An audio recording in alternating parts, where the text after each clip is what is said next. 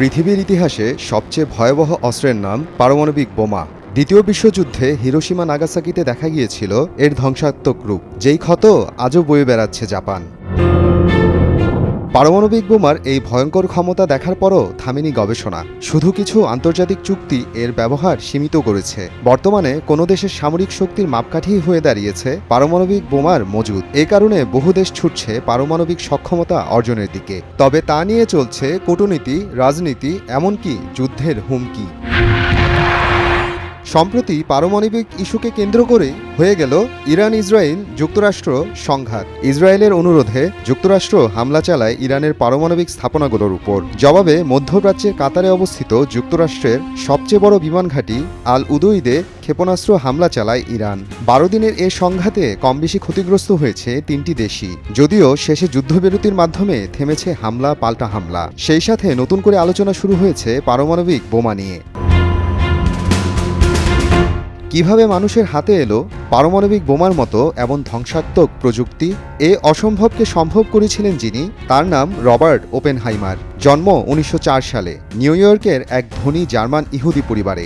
9 বছর বয়সেই গ্রিক লাতিন পড়তেন, করতেন খনিজ নিয়ে গবেষণা।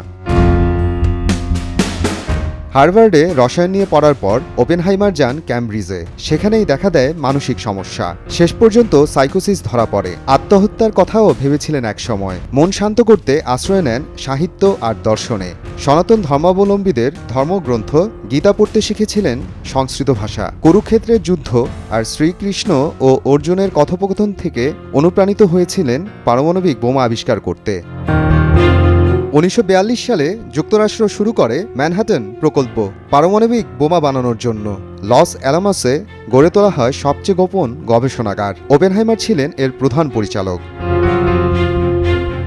1945 সালে 16 জুলাই প্রথম পারমাণবিক বোমার বিস্ফোরণের পরীক্ষা চালানো হয়। নাম ছিল ট্রিনিটি। নিউ মেক্সিকোর মরুভূমিতে তীব্র আলোয় উদ্ভাসিত হয়ে ওঠে আকাশ। তৈরি হয় 40,000 ফুট উঁচু মাশরুমের মতো মেঘ। এরপর তৈরি হয় ইউরেনিয়াম ভিত্তিক দ্য লিটল বয় এবং প্লুটোনিয়াম ভিত্তিক দ্য ফ্যাটম্যান নামের দুটি বোমা। 6 আগস্ট হিরোশিমা এবং 9 আগস্ট নাগাসাকিতে ফেলা হয় এই দুটি। মারা যায় লাখেরও বেশি মানুষ।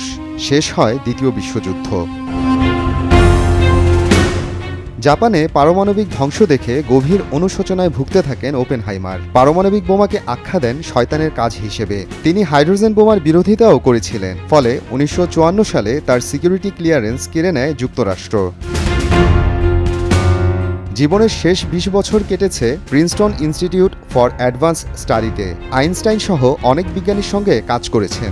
অতিরিক্ত ধূমপানের কারণে হয় যক্ষা ও গলার ক্যান্সার। 1967 সালে মৃত্যুবরণ করেন ওপেনহাইমার।